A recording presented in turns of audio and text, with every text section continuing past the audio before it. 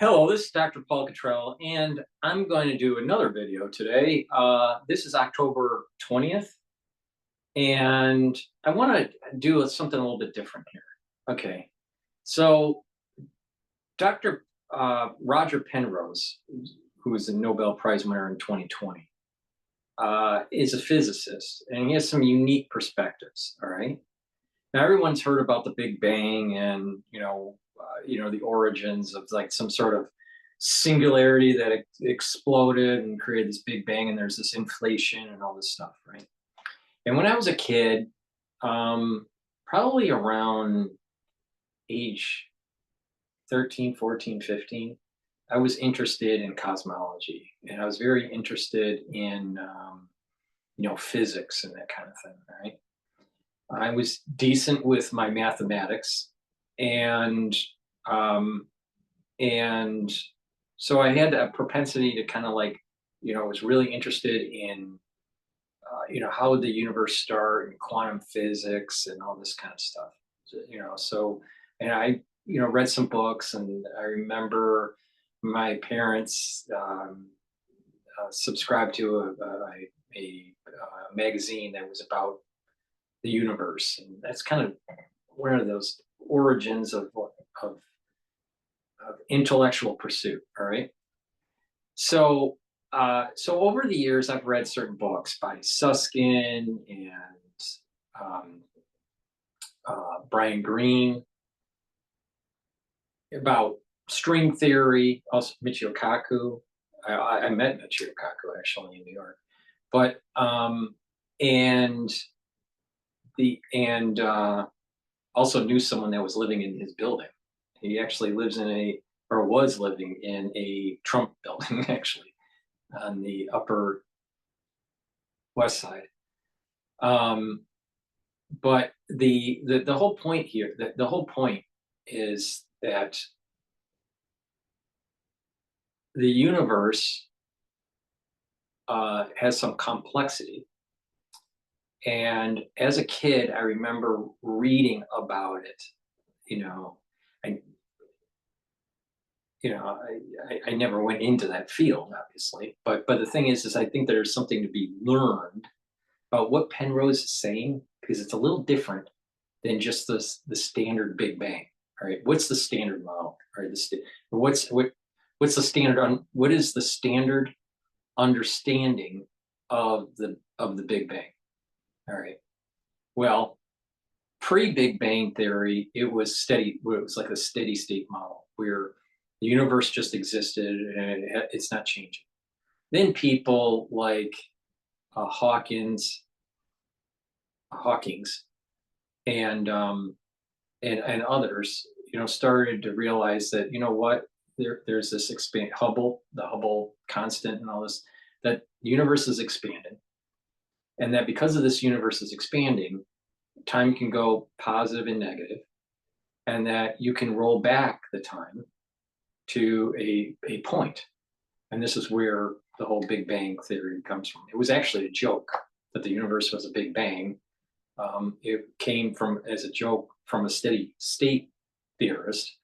But the point here is that the theory came out. It seemed to explain inflation. Now there's lots of other problems that take place between Newtonian physics, and the understanding of Einstein's gravity, and at the quantum level, them coming together at the singularity point.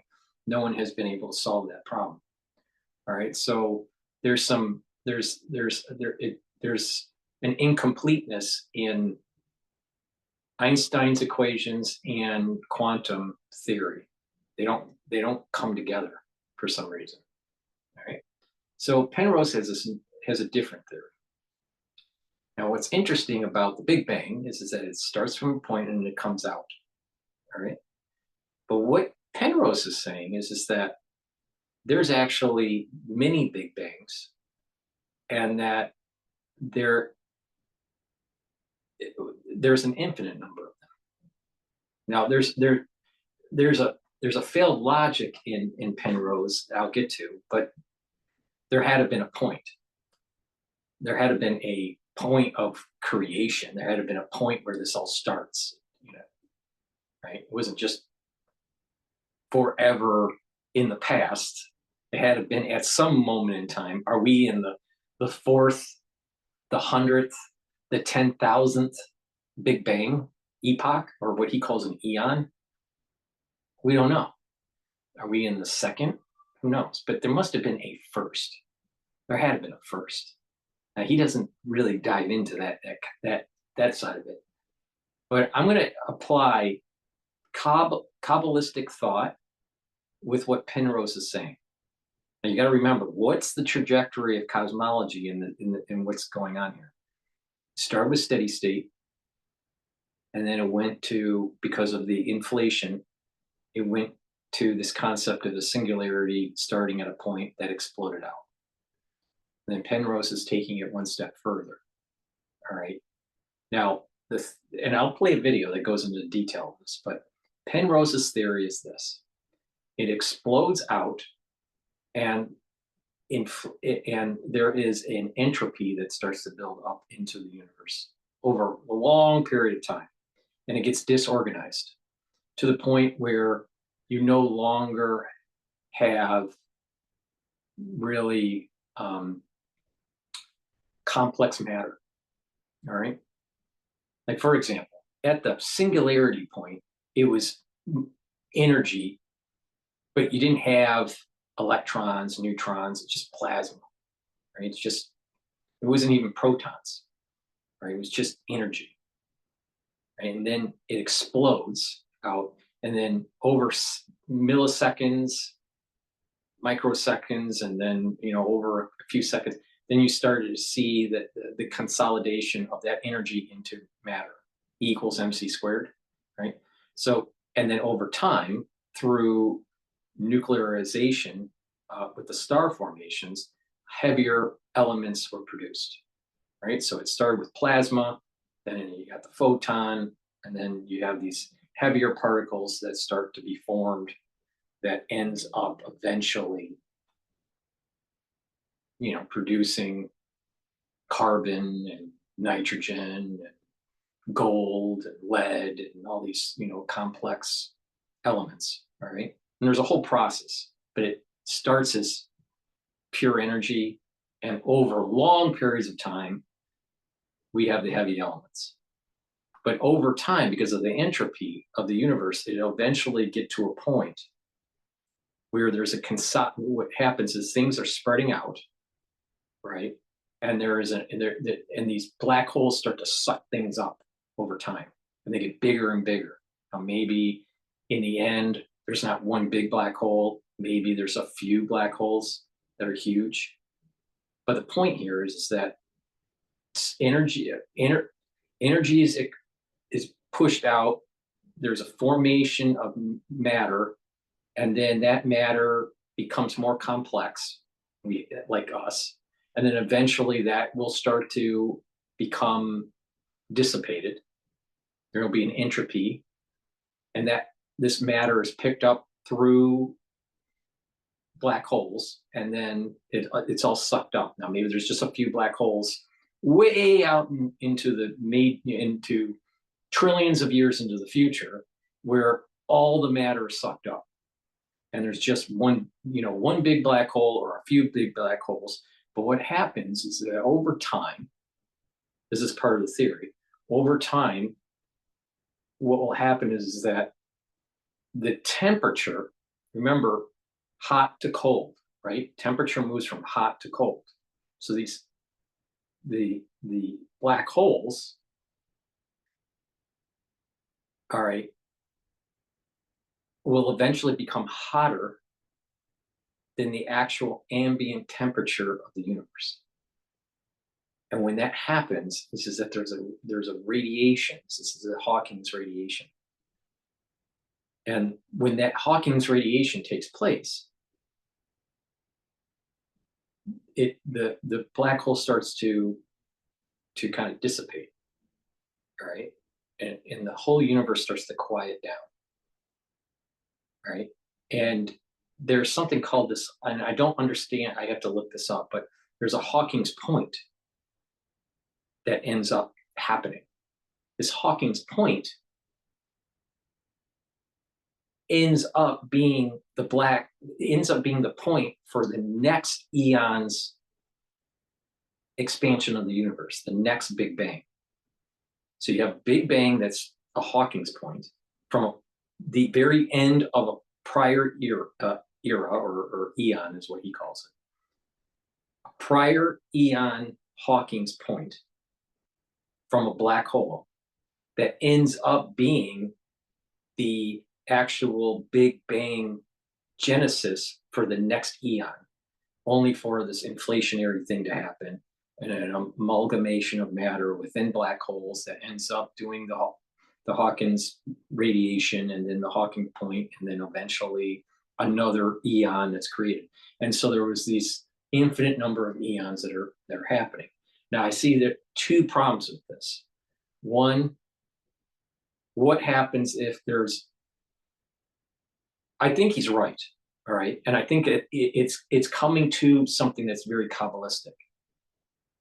And that's why I'm doing this video, is it's a new thought that I have that will emerge with subsequent videos. The details of this thought will come out. Maybe I'll do 3 or 4 videos in this, but I want to, there's a Kabbalistic point, and what Penrose is saying seems to be matching up, all right? But Penrose, I think, has some, from my understanding of what Penrose is saying, there's a couple holes that I'm not so sure that it's infinite.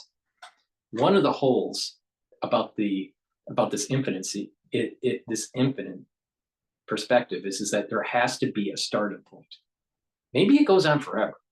I don't think so. I don't think it goes on forever, but let's just say it does. But there had to have been a starting point. Now, in the Torah, it has the letters of the alphabet are Aleph, right? Bet, Gimel, Daled, right? So Aleph is not the first letter of the Torah. The first letter of the Torah is actually Bet, and it looks like a C with a base. Now the C with the base is as if someone's talking, all right? And then there's letters beyond it. The first word is Bereshit, or Bereshis. So this is, it's as if the first letter is speaking. Now the Aleph is known to be silent, so it wouldn't make sense to have the Aleph to be the first letter of the Torah. It makes more sense that the Bet is the first letter, because it seems as though it's speaking out words. Let there be, God said, and let there be, kind of thing. All right, so it seems to me that there is a silence, the Aleph, which also represents the upper level of this of Kabbalah, and the lower level of Kabbalah. Because a Yud, the Aleph looks like a Yud with a line with a Yud. The line represents the upper, between the upper and the lower world, the firmament. The Yud is 10. Another Yud is 10. So the Aleph is 1, but it's 1 through the composition of the division of 2 Yuds, an upper world and a lower world. And it's silent. So there's a world, and maybe it's 2 worlds. I'll explain that later. But there's 2 worlds, Atzilus and Bria, that do not have really that seem to be the Aleph. And beyond the Aleph is the unknown, the Ein Sof. All right. So you have the Ein Sof, and you have Atzilus, which is the next world, which is potentially the Yud, the upper Yud of the Aleph, and the lower Yud of the Aleph is Bria. And it's through this speaking where the vessels break. All of the of the attributes below Bria, which is the kind of the Yitzhara level, they all break, the vessels break with the ore. The ore is light. The ore goes into the vessel and they break. All right. And those ores break and then allows for Ocelus to exist. So Ocelus, the world that we live in. All right. Yitzhara, the world of kind of angels. And then Bria and Ocelus. Now, and then Or Ein Sof, the upper world that you can't get to. All right. It's there, but you can't see it. All right. You'll never be able, it's infinite and you can't get to it. So it seems to me that the bet in the first letter of the Torah is speaking out. It's the code, it's the mantra, it's the code of the universe. It's speaking it out. And these vessels are breaking. Now, doesn't that sound a lot like there was a cuff? There was a bet, not a cuff, but a bet that was speaking out some sort of energy that led to a expansion that leads to anthropic death and leads to a Hawking point that leads to another expansion. So the breaking of the ore breaking the vessel, the ore coming in and breaking the vessel. Now the question I have is do you have a universe when the Hawking point explodes? What happens? Because it's in an already inflated space, right? It's in an inflated space, but the Hawking point may not realize it is in an inflated space. So do you have an inflation within an inflation, kind of like a balloon within a balloon? Or do you have the Hawking point that actually explodes in an already inflated space? I have a feeling what happens is that point actually creates a new space. So you have an inflationary point. You have a point that does inflation, and then another point that creates a new inflation within it. So they're all embedded. And this is similar to what in Kabbalah, where you speak it, and the vessels broke, and the light went down to the next vessel, collected and broke. The light collected and broke. That sounds like what Penrose is saying. Now, according to Kabbalah, this only happened 6 times. All right, so maybe it's not forever. Now, if that Hawking point is what is the genesis of the next eon's Big Bang, is it possible because maybe you might have potentially 5 Hawking points because there's 5 big black holes, super black holes, not just one, that the total energy within the prior eon doesn't fully pass through to the next eon. If it's only one black hole, only one Hawking point, then all of the energy will go through. But what happens if it's not? Maybe there's 2, and only one of the Hawking points actually create. It is enough to be, it reaches a critical mass or critical energy level to create the next Big Bang. But there's the super black hole that's in the same eon with that Hawking point. And so not all of the energy of the prior eon is in that Hawking point. Therefore, you actually have a dissipation over time. So if you have trillions and trillions and trillions of years for an eon, and maybe each eon, as it's doing its new Big Bang, it's not all of the energy from the prior eon. And therefore, perhaps over time, it never, that last Big Bang, perhaps it never reaches that critical mass for the Hawking point. But I need to learn a little bit more about Hawking points, because I just learned about Hawking points a few days ago. But the point here is that I want to play this because it seems to me that it is very similaristic to the Kabbalistic breaking of the vessels. And this would be the Vav of the Tetragrammaton. Now, before I do that video, please go to my store, the-studio-reykjavik.com. I know this video is going to be a little bit esoteric.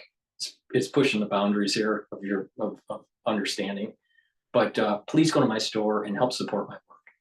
Get the collagen, peptides. This helps with bones, joints, your skin, your hair, your nails. Take this every day. It's a big scooper. You can mix it with food or with filtered water. Some people even mix it with milk. It has a great amino acid profile that's shown on the screen here.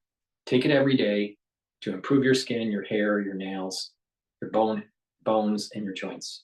It's a great product. And also get the resveratrol. Resveratrol is an antioxidant. It also helps to get rid of senescent cells. Our cells, when they stop dividing, they just sit there and collect garbage. So you want to get rid of those senescent cells.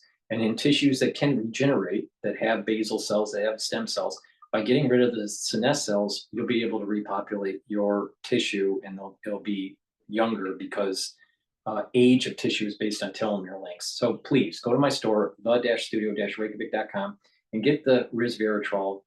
Get rid of those senescent cells. It's an antioxidant, and it's synergistic with C60. This will help to slow down the aging process, and will help boost up your immune system and improve your mitochondrial health. So please go to my store and get the resveratrol. All right, so let's play this video. This is from Dr. or Professor Roger Penrose. He won the Nobel Prize in physics. He has a revolutionary thought here, right? And it's not so easy to understand, because this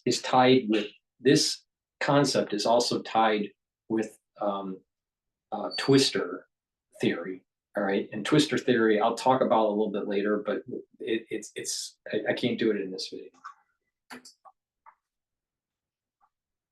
In about a few billion years, scientists predict that our universe may face a catastrophic event known as the Big Crunch. This is when all matter, stars, galaxies, everything will start collapsing back into a dense state, leading to an intense, high-energy ending.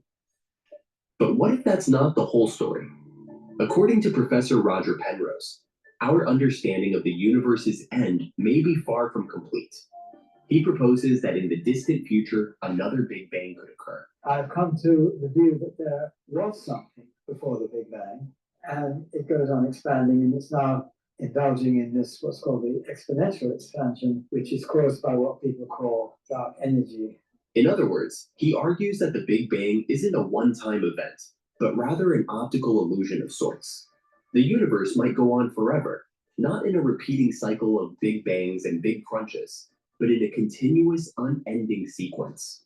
He even boldly claims that this is the evidence of a previous universe, existing just before ours. All right, so you saw those cones. Now, imagine those cones are the breaking of the vessels that are in Kabbalah. Now, assuming that the energy is going, all that energy is going into the next eon, then it wouldn't dissipate. But what if it's not? Because most likely there's going to be cases where you're going to have a Hawking point that reaches, a critical situation where it will create the next Big Bang. But you may have something that's almost a Hawking point in a supermassive black hole that has not merged with that other black hole, and therefore the energy is left in the old eon and not into the new eon. And therefore, eventually, you're going to have this dissipation of energy, for each eon. Eventually, it just dissipates.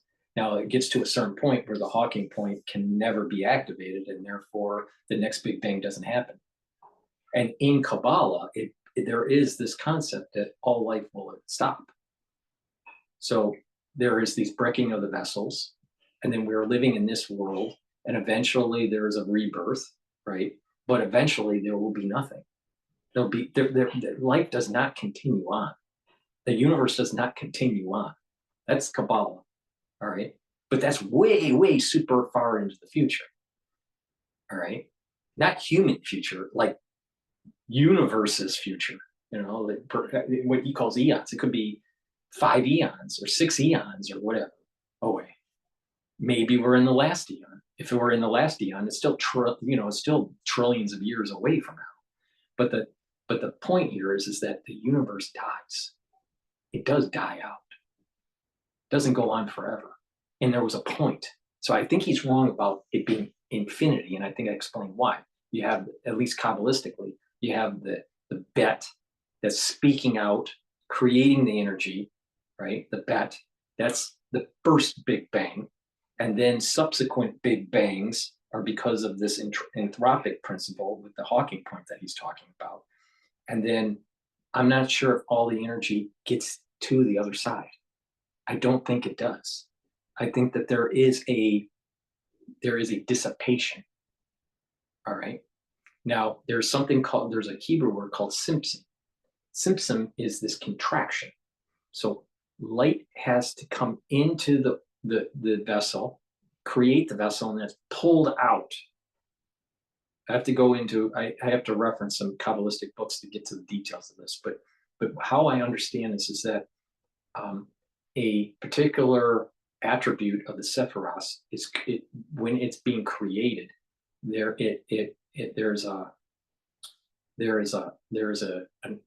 light that comes in, and then and then it's contracted, comes out, and then there is this vessel, Kelem is created, and then it comes back in and kind of solidifies it. All right, but these Kelem can break. All right, so there is, and when it's breaking, there's less of the Or Ein Sof in the subsequent vessel. So the energy force seems to be dissipating.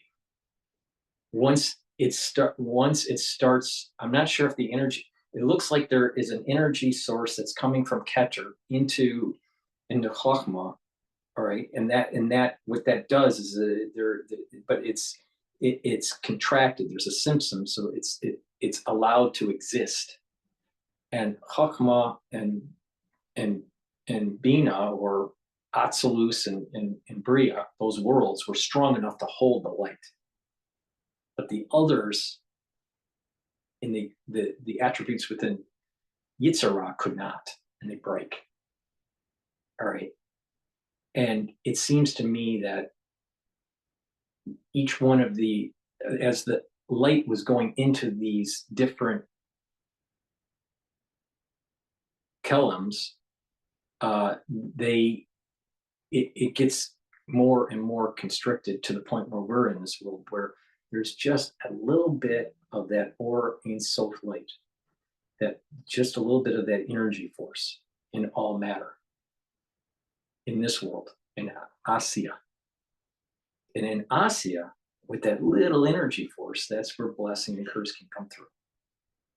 All right. But in subsequent worlds, the light gets more and more intense, because the lower worlds, the symptom contracts more and more with each of the attributes, because each world has 10 attributes. So when it's going through its attributes within its world, there's a light that's constricted. I think this is what's happening, is there's a light that's constricted. And that's why, so, all right, so when they did the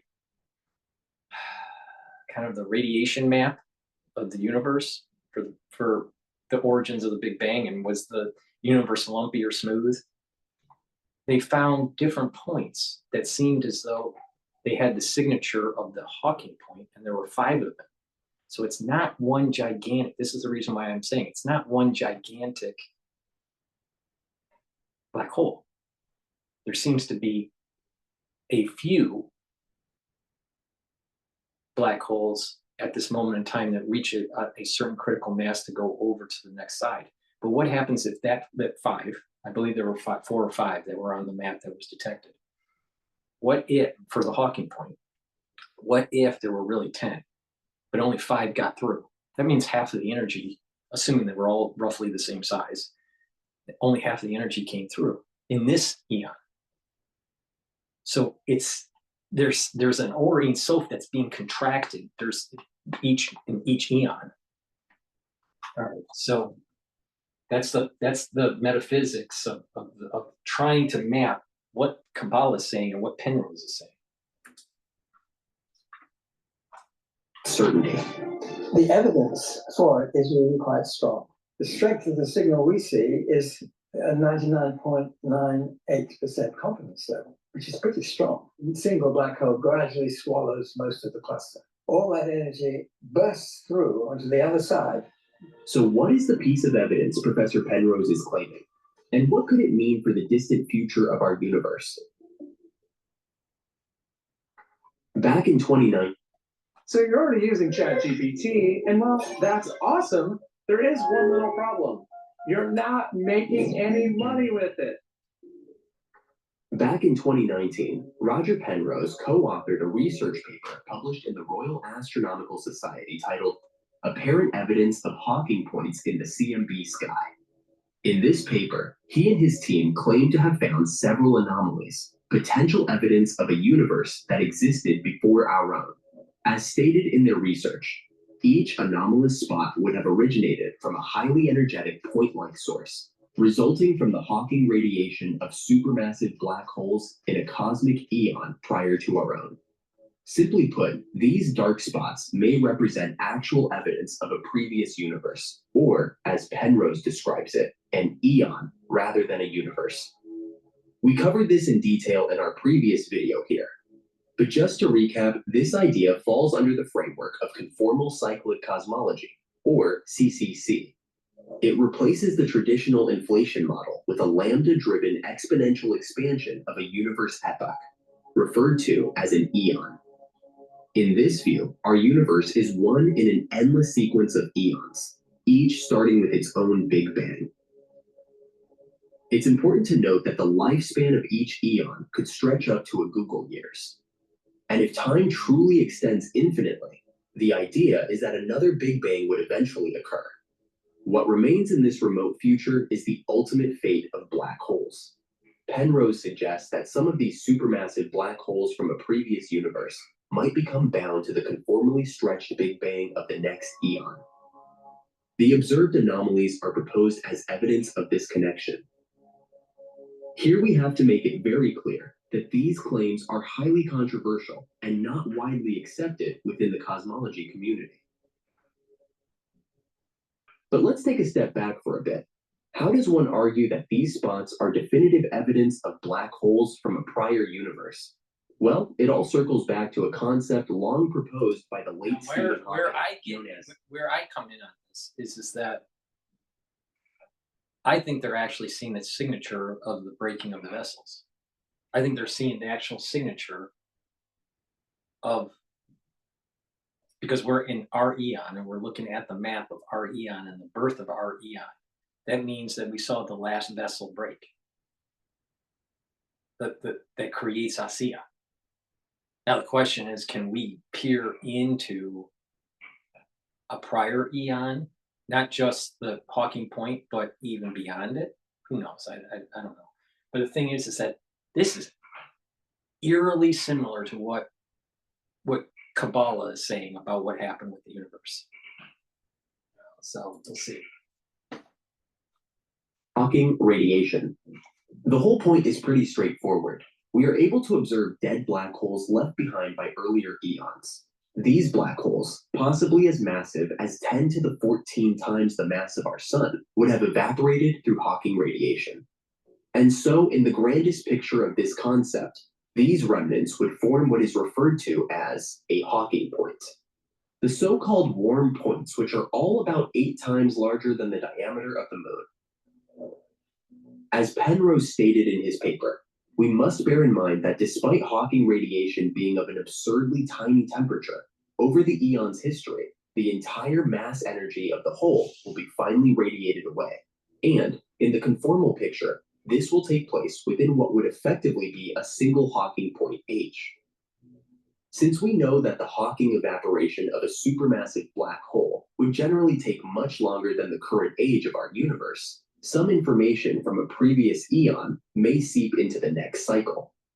If you're interested in the full details, we recommend reading the paper yourself. There's a link in the description below. But without delving into the nitty-gritty details of what he mentioned in the paper, he and his team identified several characteristics of these Hawking points as anomalies in the CMB map.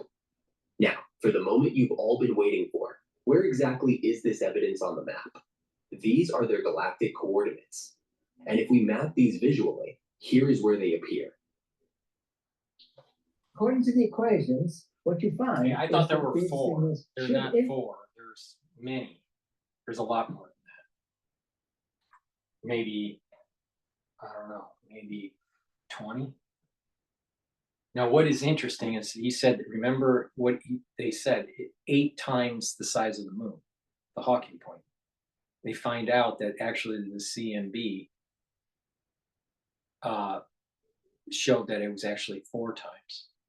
Now, I think that from a Kabbalistic reason, I think what's happening is that you have the Hawking point, and when it explodes, if you look at like a supernova or a pulsar, I think a pulsar is a better example. There's some sort of spin that's taking place, and that the radiation is spinning out of its axis in the north and in the south pole. All right. So the energy that's coming. This is part of the reason why I think that each eon has a Simpson, a contraction. The point that Hawking point, I think. All right, I got to learn more about it, but my gut feeling is this: is that the point explodes, but it doesn't explode. It's releasing energy in its pole. And the pole is in the north and the south. So based on its orientation. So that means that there's 2 worlds, there's 2 universes that are being created. All right. Now, what's interesting is in Kabbalah, it always talks about a lower world and an upper world.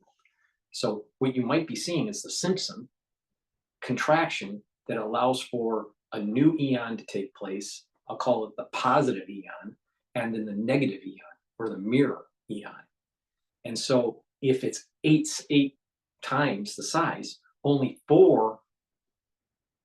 half of that energy goes to the North Pole, and half of that energy goes to the South Pole. So the 2 universes are exploding out. We only see our universe, our eon, while there's a negative eon, negative universe, or South Pole universe that we don't see, because we're not part of that.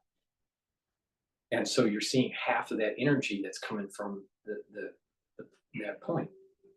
Now, I suspect that because there's so many black holes, so many Hawking points that are taking place with this, that there are probably some black holes that haven't reached the Hawking point. That didn't reach that critical condition. And so it's in the previous eon, maybe waiting to consolidate and create. So it's possible that you have one eon that in time 1 creates one eon and it's negative. And in time 2 of the previous eon creates another eon and it's negative until it uses up all of its energy. But I'm just working this, you're seeing me I'm thinking about this as we're watching this. I haven't seen this video. I know a little bit about the CCC, but the thing is that there's a mapping of what Penrose is saying. Not everything that Penrose is right, but there's a big part of it that maps well with Kabbalah.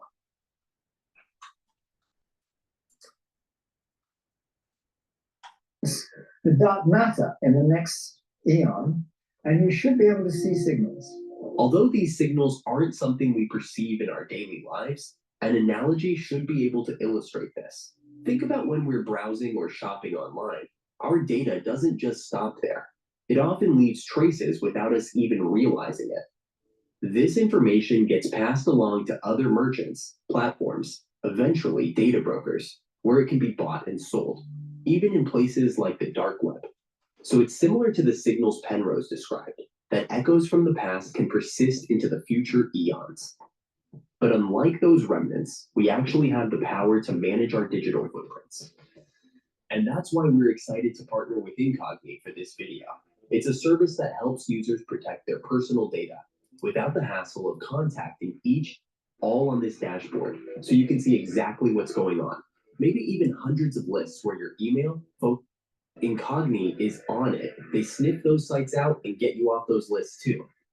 Ideas. You'll get an exclusive 60% off their annual plan. Penrose. You're a leader. You have a vision, but do you have visibility? With Smartsheet, you do.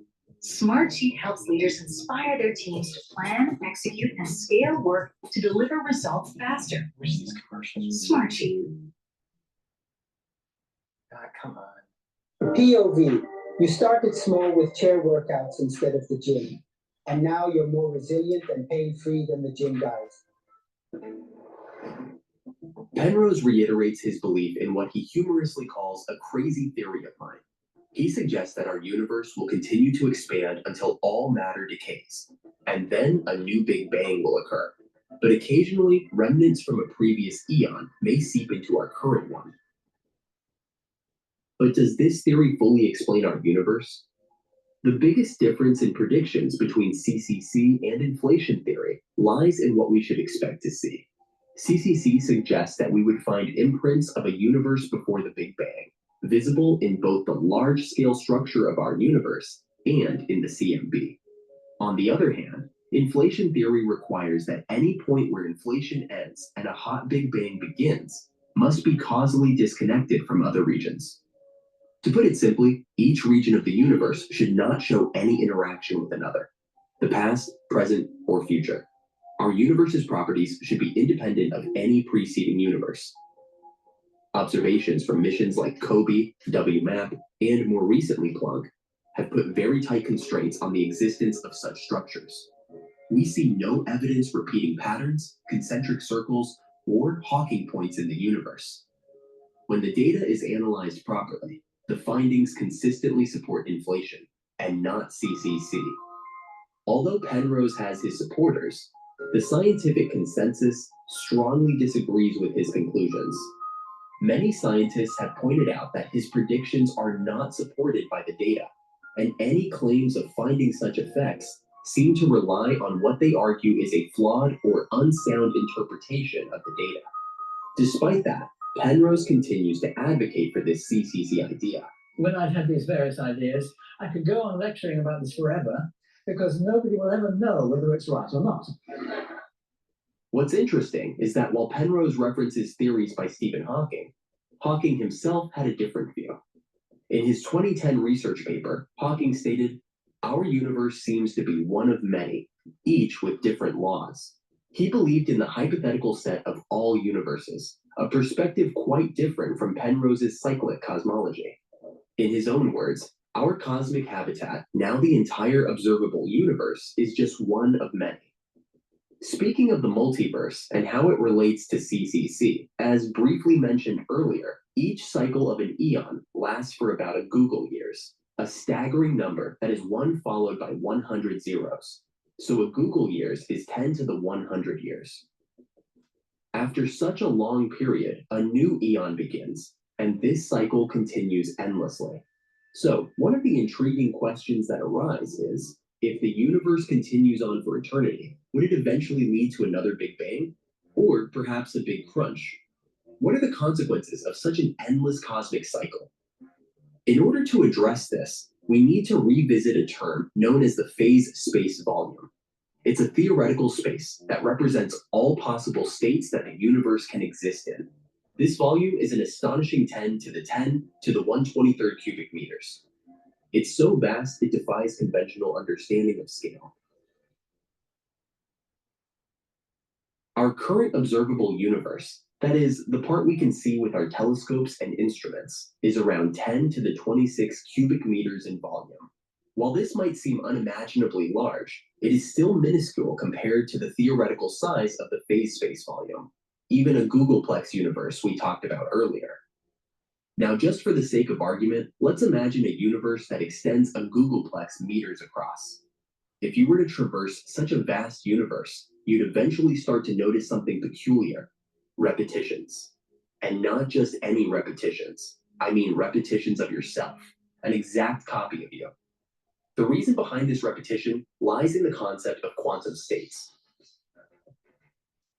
To put it simply, a quantum...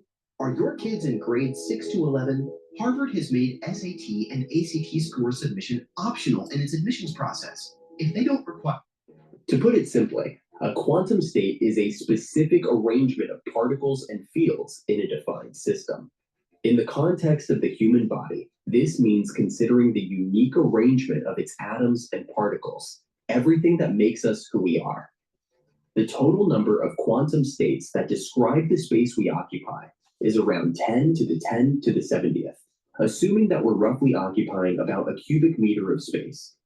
If you're wondering where this number comes from, it is derived from the combinatorial possibilities of arranging particles under maximum entropy of a system, taking into account the limits set by the Heisenberg uncertainty principle. For example, when considering entropy in black hole thermodynamics, it was found by Stephen Hawking and Jacob Bekenstein that its entropy is proportional to the surface area of its event horizon. However, when considering ordinary volumes of space, the number of quantum states depends on the volume and the types of forces within it. And so, for a volume of 1 cubic meter of space, there are a finite but extremely large number of possible configurations. So now let's put this into perspective. If you occupy a space of roughly 1 cubic meter, and there are about 10 to the 10 to the 70th possible quantum states for that space, this means there are this many different possible versions of you in terms of atomic arrangements. It could be the atomic arrangement of you resembling famous celebrities, your favorite animal, or a complete arrangement of you without any atoms at all. The thing is, you could be anything. But despite those gigantic possibilities of what you could have been, that number is still far less than a Googleplex. So the basic idea is that if you were to travel a Googleplex distance away from yourself in this hypothetical universe, you'd eventually encounter another arrangement of atoms that exactly matches yours, another version of yourself with the same exact brain chemistry, the same thinking process, and the same behavior. And so, in a sufficiently vast Googleplex universe, repetition is not just possible, it is inevitable. If we live in a universe as vast as a Googleplex across, where space stretches on forever, then not only could there be another you out there, but there could also be endless variations of you and everything else. Perhaps you will be marrying your biggest crush. I mean, every possible arrangement of particles, every possible history, and every possible future would exist somewhere in this vast multiverse. Based on our current understanding of the universe, if we turn back the clock far enough, we encounter conditions of extreme density, temperature, and energy. Under these conditions, we approach what is known as a singularity, a point where the conventional laws of physics no longer hold. If the distance scales become too small, time scales too short, or energy levels too high, our current understanding of physics breaks down entirely. Now consider reversing the clock back approximately 13.8 billion years, right up to the hypothetical zero mark of the Big Bang. This point is known as the Planck era, exactly 10 to the minus 43 seconds after the Big Bang. This period from the Big Bang to the end of the Planck time is referred to as the Planck epoch, a realm beyond the reach of our current physics. So to grasp how incredibly short the Planck time is, let's imagine how many Planck times fit into just 1 second. Let's think of this in 2 ways. First, consider that the universe is nearly 14 billion years old. If we use this age as a single unit of time, a universe, then there are more Planck times in 1 second than there are seconds in 10 million trillion universes worth of time. Pretty mind-bending, right? Now let's look at it another way. Our galaxy, the Milky Way, contains roughly 100 billion stars. Then there are approximately 2 trillion galaxies in the observable universe, so each with about 100 billion stars. Now imagine that each star in the universe has 300 identical Earths orbiting it. I mean exactly identical Earth, just like ours. So here's the mind-boggling part. If you counted every grain of sand on each of these planets, around every star, in every one of the 2 trillion galaxies, you would begin to approach the number of Planck times in a single second. 1 grain of sand equates just how much a Planck time is in a second. It's astonishingly small. The Planck time can be thought of as the frame rate of our universe, while the Planck length represents its pixel density. According to our best understanding, during the Planck era, all 4 fundamental forces of nature were unified into a single superforce: gravity, the strong nuclear force, the weak nuclear force, and the electromagnetic force were one aspect of the same thing, much like how water can exist in different phases like ice, liquid, and gas. If this depiction of the universe is accurate, then we would expect a series of phase transitions to have occurred in the early universe. Initially, as the universe expanded, all possible particles and their corresponding antiparticles would have been created in great numbers. As it continued to cool, these particles would have annihilated each other, converting their mass into radiation. The process continued until approximately 308,000 years after the Big Bang, when the universe became cool enough for neutral and stable atoms to form without being immediately torn apart by high-energy photons. The theory predicts that at very high energies, there should actually exist forms of matter which turn gravity on its head and cause gravity to behave repulsively instead of attractively. The inflationary theory is basically the hypothesis that this repulsive gravity was the bang of the Big Bang. It's what set the universe into this period of gigantic expansion. About 55 years ago, this CMB radiation was first detected, which provided strong empirical evidence for the Big Bang theory.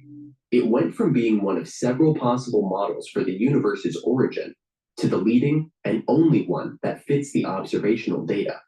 But still, the proponents of the steady-state model, such as Fred Hoyle, resisted this shift. Despite the accumulating evidence, they continued to propose increasingly far-fetched explanations. But over time, these contrarian views faded into obscurity as their claims were increasingly shown to be trivially incorrect, and eventually their research programs ended with their passing. Could we be witnessing a similar situation with Penrose's CCC?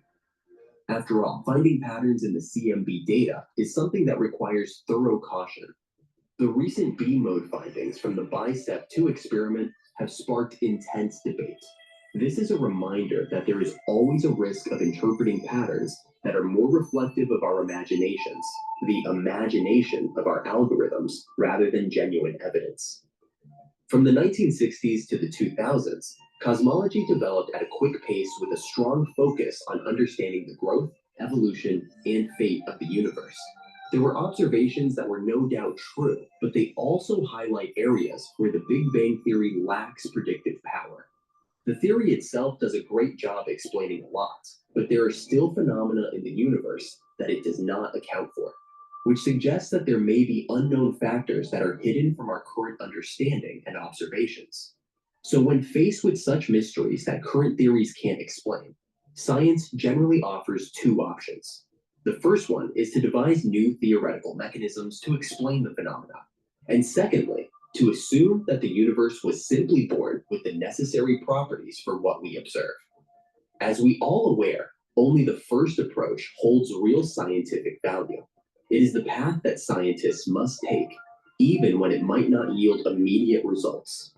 After all, science is about following the evidence wherever it leads, and the universe itself will ultimately determine what is true and what is merely speculation.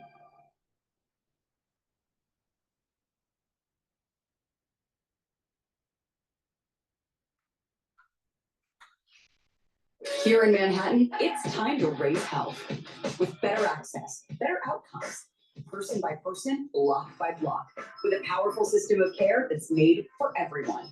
Workwell is here, Manhattan, and we came to raise health. So don't let that gem spoil your trip. Is that a chip?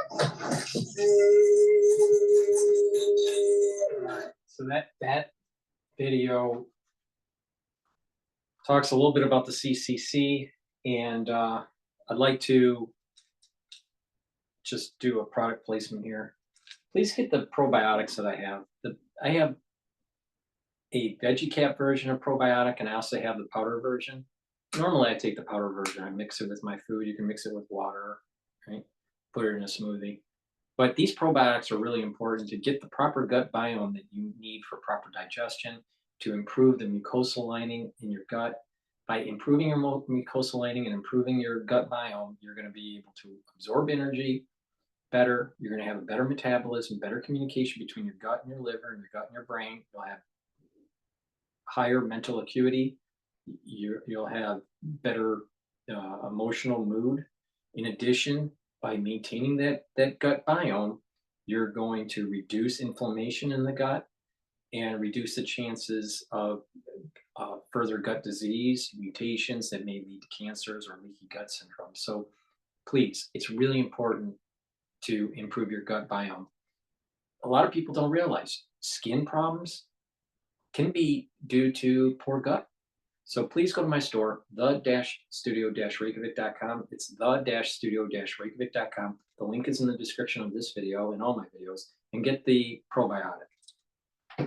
I also have vitamin C to help to boost up your immune system. It's also good for your skin. Take this every day. If you're not feeling well during the cold season, take a double dose of it. Make sure you drink it with filtered water. And lastly, I have a very strong antioxidant. It's called C60. And C60 is a molecule. It's 60 carbon. It's suspended in a lipid, in a oil. You can get it in MCT coconut oil. You can also get it in extra virgin olive oil or avocado oil. But you take a teaspoon of this a day. Soak up those free radicals, help to improve your mitochondrial health, so your ATP goes up. And over time, what you're going to notice is that you're slowing down the aging process.